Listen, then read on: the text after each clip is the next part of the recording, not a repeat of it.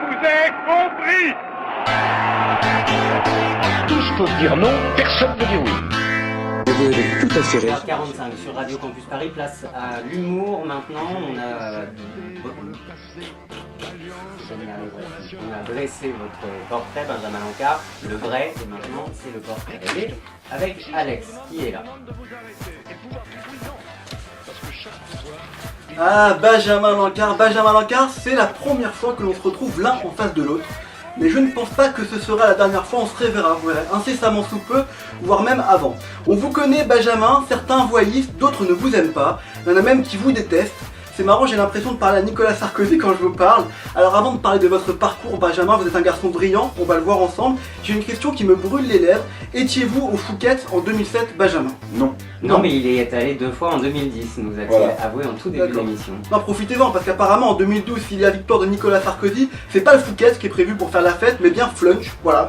L'UMP ira fluncher, ou ira flancher. Nous verrons ça en mai prochain. Alors Benjamin, vous êtes né à Paris. Vous rêviez de cinéma quand vous étiez petit, et c'est pour ça qu'en 2012, vous avez décidé de vous engager auprès de Nicolas Sarkozy pour la campagne présidentielle.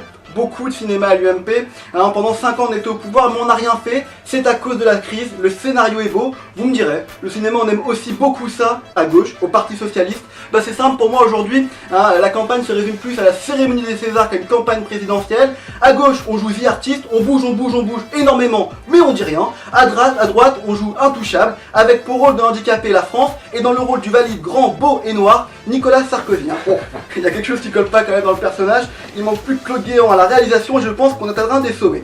Alors Benjamin Lancard, vous aimez l'UMP, vous chérissez votre parti, vous l'aimez tellement que vous auriez aimé choisir le slogan de campagne en 2012, mais non, Nicolas Sarkozy a tranché, il aime l'Allemagne, c'est un Allemand qui choisira le slogan, la Frankfurt, vous aurez juste le droit vous de le modifier pour le rendre un peu plus français, la France forte.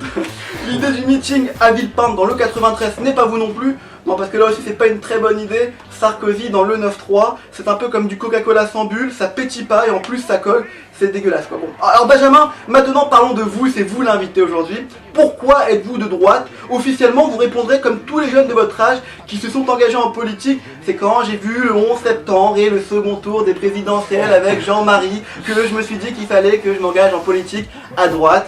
Mon œil, ouais. Vous êtes engagé à droite, vous voulez coller une bonne claque à tous ceux qui ne sont pas d'accord avec vous. Et comme nous tous, vous savez bien qu'avec la main droite, bah, comme on est droitier, ça fait toujours plus mal. Hein. Vous avez fait de grandes études, un parcours brillant. Vous êtes, j'ai l'impression, le bon soldat à l'UMP, prêt à aller sauver Nicolas Sarkozy à n'importe quel moment, même quand celui-ci ne le mérite pas vraiment. Mais alors moi, je suis désolé, Benjamin Lancard, je suis désolé, mais dans 20 ans, je ne vous vois plus en politique. Voilà. Benjamin, dans 20 ans, vous aurez dit stop à ce monde, à ces idées, à ces mensonges qui ne vous correspondent plus, Benjamin. Non, dans 20 ans, vous serez au Parc des Princes, Benjamin Lancard. Vous serez président du Paris Saint-Germain. Vous gagnerez des titres, des matchs, ça sera vos élections en quelque sorte. Et croyez-moi, non seulement vous serez plus heureux, mais plus utile là-bas. Et peut-être même que vous nous rapporterez une Coupe d'Europe. Je suis aussi supporter du PSG. En attendant, Benjamin, le seul match que vous aurez à jouer cette saison, ce sera celui de la présidentielle. Aller-retour, s'il vous plaît. Si vous le gagnez, vous serez champion de France.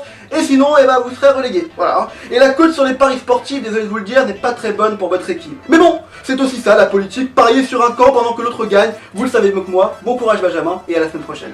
Merci Alex.